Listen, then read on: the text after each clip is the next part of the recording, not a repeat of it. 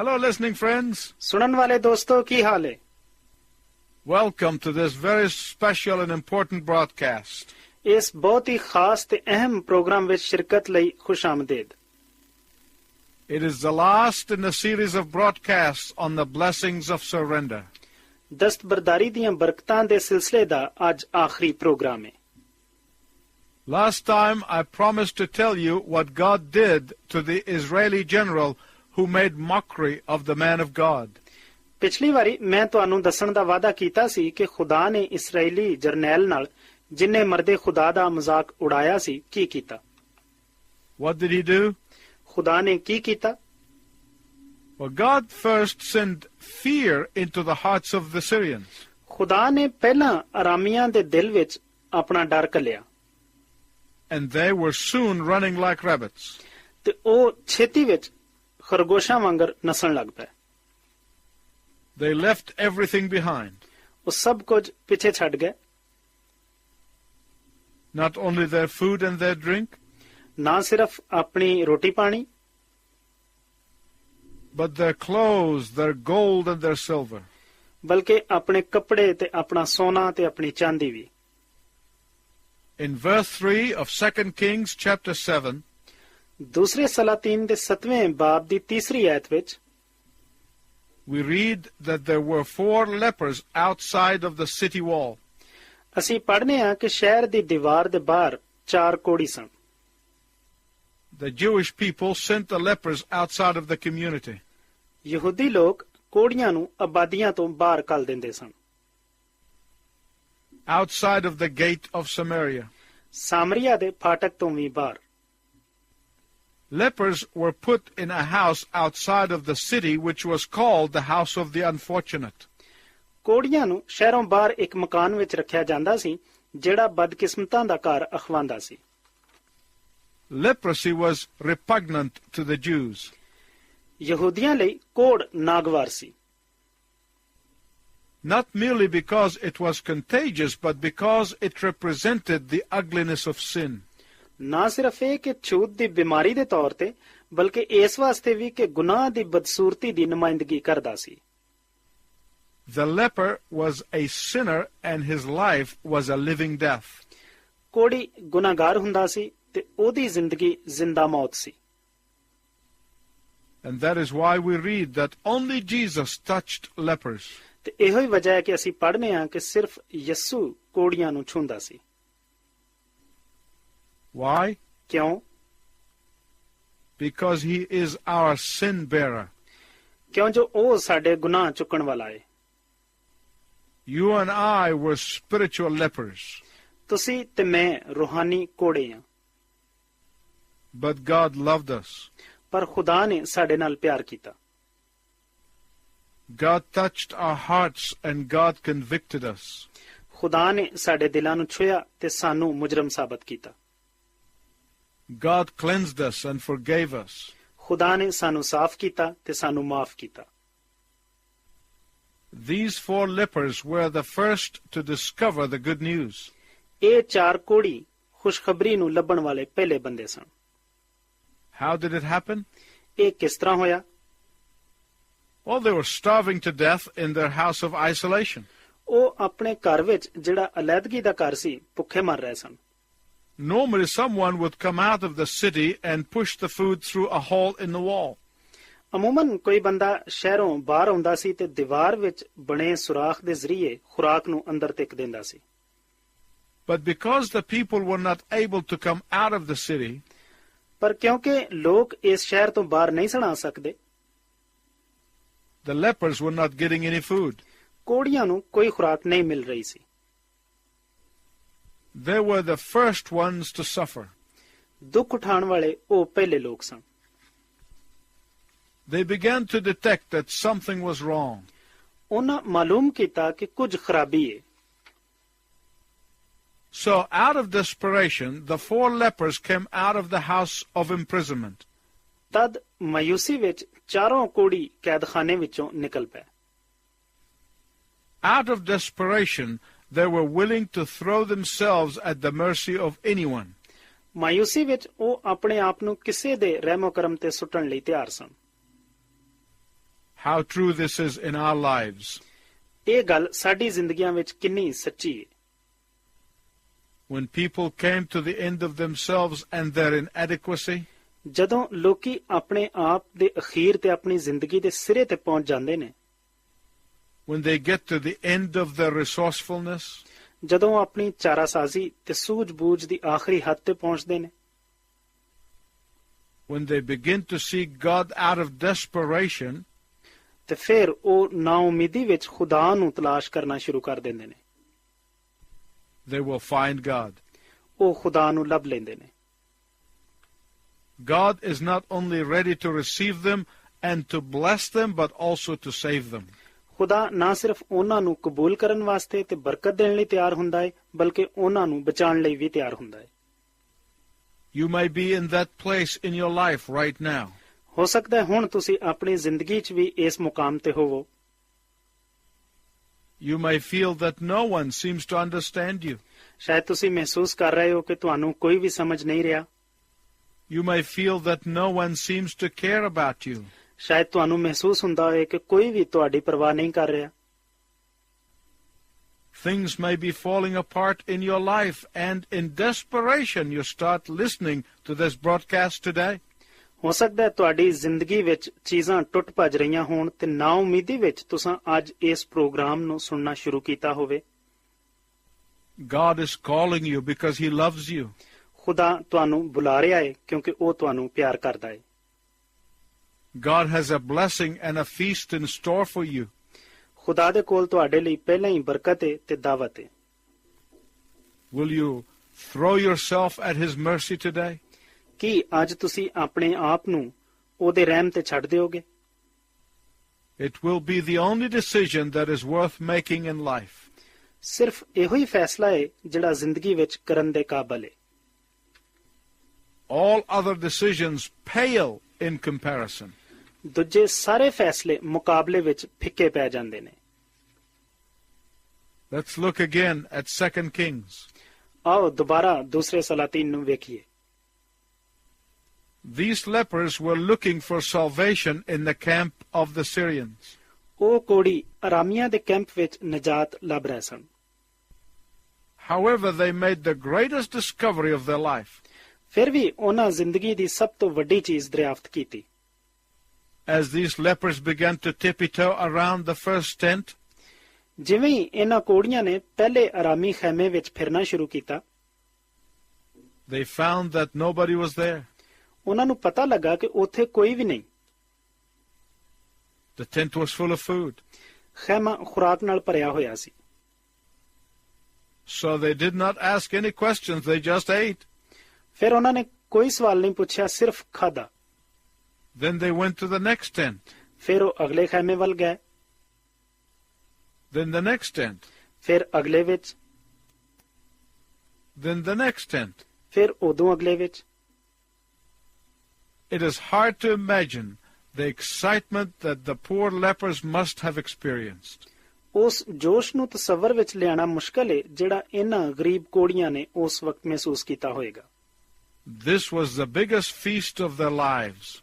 ਇਹ ਉਹਨਾਂ ਦੀ ਜ਼ਿੰਦਗੀ ਦੀ ਸਭ ਤੋਂ ਵੱਡੀ ਦਾਵਤ ਸੀ। But the challenge that this passage presents to everyone who knows the Lord Jesus Christ is this. ਲੇਕਿਨ ਉਹ ਚੈਲੰਜ ਜਿਹੜਾ ਇਹ ਪੈਰਾਗ੍ਰਾਫ ਹਰ ਉਸ ਬੰਦੇ ਨੂੰ ਪੇਸ਼ ਕਰਦਾ ਹੈ ਜਿਹੜਾ ਖੁਦਾਵੰਦ ਯਿਸੂ ਮਸੀਹ ਨੂੰ ਜਾਣਦਾ ਹੈ, ਉਹ ਇਹ ਵੇ। Listen to what was said in verse 9 of 2 Kings chapter 7. ਦੂਸਰੇ ਸਲਾਤੀਨ ਦੇ 7ਵੇਂ ਬਾਬ ਦੀ 9ਵੀਂ ਆਇਤ ਵਿੱਚ ਜੋ ਕੁਝ ਕਿਹਾ ਗਿਆ ਉਹ ਸੁਣੋ। They said to one another, ਉਹਨਾਂ ਇੱਕ ਦੂਜੇ ਨੂੰ ਆਖਿਆ, We are not doing right. This day is a day of good news. If we are silent and wait until morning light, ਅਸੀਂ ਚੰਗਾ ਨਹੀਂ ਕਰ ਰਹੇ। ਇਹ ਦਿਨ ਖੁਸ਼ਖਬਰੀ ਦਾ ਦਿਨ ਹੈ। ਜੇ ਅਸੀਂ ਚੁੱਪ ਰਵਾਂਗੇ ਤੇ ਅਗਲੀ ਸਵੇਰ ਤੱਕ ਇੰਤਜ਼ਾਰ ਕਰਾਂਗੇ, punishment will overtake us. ਸਾਨੂੰ ਸਜ਼ਾ ਮਿਲੇਗੀ। Now therefore come and let us go and tell the king's household. ਇਸ ਲਈ ਆਓ ਅਸੀਂ ਚੱਲੀਏ ਤੇ ਬਾਦਸ਼ਾਹ ਦੇ ਘਰਾਣੇ ਨੂੰ ਇਹਦੀ ਖਬਰ ਦਈਏ। Listen to this sentence very carefully. ਇਸ ਜੁਮਲੇ ਨੂੰ ਬੜੇ ਧਿਆਨ ਨਾਲ ਸੁਣੋ। We are not doing right. ਅਸੀਂ ਚੰਗਾ ਨਹੀਂ ਕਰ ਰਹੇ। They have seen the good news. ਉਹਨਾਂ ਖੁਸ਼ਖਬਰੀ ਵੇਖ ਲਈ ਏ। They have experienced the fulfillment of God's promise. ਉਹਨਾਂ ਖੁਦਾ ਦੇ ਵਾਅਦੇ ਦੇ ਪੂਰੇ ਹੋਣ ਦਾ ਤਜਰਬਾ ਕਰ ਲਿਆ ਏ। They have been privileged to participate in God's blessings while the rest of the community was starving to death. ਉਹਨਾਂ ਨੂੰ ਖੁਦਾ ਦੀ ਬਰਕਤ ਵਿੱਚ ਹਿੱਸਾ ਲੈਣ ਦਾ ਹੱਕ ਹਾਸਲ ਹੋ ਗਿਆ ਏ, ਜਦੋਂ ਕਿ ਬਾਕੀ ਆਬਾਦੀ ਭੁੱਖ ਨਾਲ ਮਰ ਰਹੀ ਸੀ। They could have made many excuses. ਉਹ ਬਹੁਤ ਸਾਰੇ ਬਹਾਨੇ ਬਣਾ ਸਕਦੇ ਸਨ। They could have said, ਉਹ ਕਹਿ ਸਕਦੇ ਸਨ, they threw us out of the city. Why should we tell them? ਉਹਨਾਂ ਸਾਨੂੰ ਸ਼ਹਿਰੋਂ ਬਾਹਰ ਸੁੱਟਿਆ ਸੀ, ਅਸੀਂ ਉਹਨਾਂ ਨੂੰ ਕਿਉਂ ਦਸੀਏ? They deserve their death. ਉਹ ਮੌਤ ਦੇ ਹੱਕਦਾਰ ਨੇ। They treated us badly. Why should we tell them? ਸਾਡੇ ਨਾਲ ਉਹਨਾਂ ਨੇ ਬੜਾ ਬੁਰਾ ਸਲੂਕ ਕੀਤਾ ਸੀ, ਇਸ ਲਈ ਅਸੀਂ ਉਹਨਾਂ ਨੂੰ ਕਿਉਂ ਦਸੀਏ? We could keep it all to ourselves and then they would stop rejecting us. ਇਹ ਸਭ ਕੁਝ ਅਸੀਂ ਆਪਣੇ ਤੱਕ ਰੱਖ ਸਕਨੇ ਆ ਤੇ ਫਿਰ ਉਹ ਸਾਨੂੰ ਰੱਦ ਕਰਨਾ ਛੱਡ ਦੇਣਗੇ। Or I could imagine that one of the four might have come up with some brilliant idea about how to handle all the blessings. ਜਾਂ ਮੈਂ ਸੋਚ ਸਕਣਾ ਵਾਂ ਕਿ ਉਹਨਾਂ ਚਾਰਾਂ ਵਿੱਚੋਂ ਇੱਕ ਦੇ ਦਿਲ ਵਿੱਚ ਕੋਈ ਰੋਸ਼ਨ ਖਿਆਲੀ ਆਈ ਹੋਏਗੀ ਤੇ ਉਹਨੇ ਇਹਨਾਂ ਸਾਰੀਆਂ ਬਰਕਤਾਂ ਨੂੰ ਕਿਸ ਤਰ੍ਹਾਂ ਕਾਬੂ ਵਿੱਚ ਰੱਖਣਾ ਹੈ ਸੋਚਿਆ ਹੋਏਗਾ। One of them could have said, ਉਹਨਾਂ ਵਿੱਚੋਂ ਕਿਸੇ ਇੱਕ ਨੇ ਕਿਹਾ ਹੋਏਗਾ, well, what we need to do first is to take care of ourselves, then we can announce the good news. ਪਹਿਲੀ ਗੱਲ ਜਿਹੜੀ ਸਾਨੂੰ ਕਰਨ ਦੀ ਜ਼ਰੂਰਤ ਹੈ ਉਹ ਇਹ ਵੇ ਕਿ ਅਸੀਂ ਆਪਣਾ ਖਿਆਲ ਰੱਖੀਏ, ਫਿਰ ਅਸੀਂ ਇਸ ਖੁਸ਼ਖਬਰੀ ਦਾ ਐਲਾਨ ਕਰ ਸਕਨੇ ਹਾਂ। Or another may have said, ਜਾਂ ਹੋ ਸਕਦਾ ਦੂਸਰੇ ਨੇ ਕਿਹਾ ਹੋਏ, we need to strengthen ourselves first and then tell them the good news. ਪਹਿਲਾਂ ਸਾਨੂੰ ਆਪਣੇ ਆਪ ਨੂੰ ਮਜ਼ਬੂਤ ਕਰਨ ਦੀ ਜ਼ਰੂਰਤ ਹੈ ਤੇ ਫਿਰ ਉਹਨਾਂ ਨੂੰ ਖੁਸ਼ਖਬਰੀ ਸੁਣਾਈਏ। Or they could have said, ਜਾਂ ਉਹ ਇਹ ਕਹਿ ਸਕਦੇ ਸਨ, we should have a retreat on how to articulate the message first. ਪਹਿਲਾਂ ਸਾਨੂੰ ਸਲਾਹ ਮਸ਼ਵਰਾ ਕਰਨਾ ਚਾਹੀਦਾ ਹੈ ਕਿ ਪੈਗਾਮ ਕਿਸ ਤਰ੍ਹਾਂ ਬੋਲਣਾ ਹੈ। After all, the Jews inside the besieged city wall won't believe us right away. ਬਹਰਹਾਲ Mysore ਸ਼ਹਿਰ ਦੀ ਦੀਵਾਰ ਦੇ ਅੰਦਰ ਰਹਿਣ ਵਾਲੇ ਯਹੂਦੀ ਫੌਰੀ ਤੌਰ ਤੇ ਸਾਡਾ ਯਕੀਨ ਨਹੀਂ ਕਰਨਗੇ। Or they could have said, ਜਾਂ ਉਹ ਕਹਿ ਸਕਦੇ ਸਨ, let us form a committee on how should we go and tell. ਆਓ ਇਸ ਗੱਲ ਤੇ ਇੱਕ ਕਮੇਟੀ ਬਣਾਈਏ ਕਿ ਕੌਣ ਜਾ ਕੇ ਦੱਸੇਗਾ। After all, this is a serious matter we're talking about. ਆਖਰਕਾਰ ਇਹ ਉਹ ਗੱਲ ਏ ਜਿਹੜੀ ਬੜੀ ਸੰਜੀਦਾ ਹੈ ਜਿਹਦੇ ਬਾਰੇ ਅਸੀਂ ਗੱਲਬਾਤ ਕਰ ਰਹੇ ਹਾਂ। You understand what I'm trying to say. ਤੁਸੀਂ ਸਮਝ ਸਕਦੇ ਹੋ ਕਿ ਮੈਂ ਕੀ ਕਹਿਣ ਦੀ ਕੋਸ਼ਿਸ਼ ਕਰ ਰਿਹਾ। In 2,000 years of Christian history, ਮਸੀਹੀ ਤਾਰੀਖ ਦੇ 2000 ਸਾਲਾਂ ਵਿੱਚ no group of Christians have had more abundant spiritual food than the Christians of today.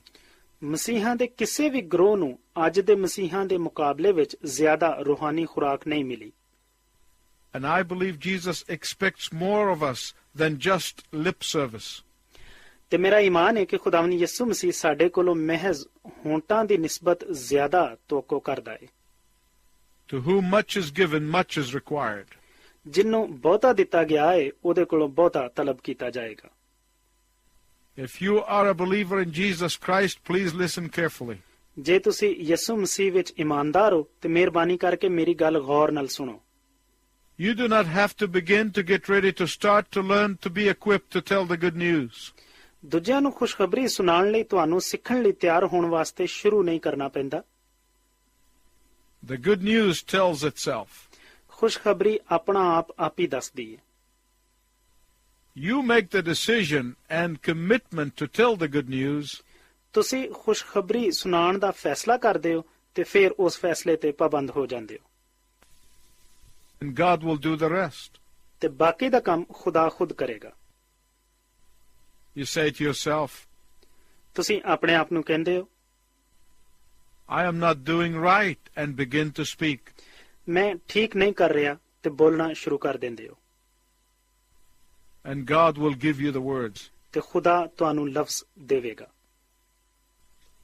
I have a very precious friend who has a very simple message. ਮੇਰਾ ਇੱਕ ਬੜਾ ਕੀਮਤੀ ਗਹਿਰਾ ਦੋਸਤ ਹੈ ਜਿਹਦੇ ਕੋਲ ਇੱਕ ਬੜਾ ਸਾਦਾ ਜਿਹਾ ਪੈਗਾਮ ਹੈ। He will say to a person, ਉਹ ਕਿਸੇ ਇੱਕ ਸ਼ਖਸ ਨੂੰ ਕਹੇਗਾ,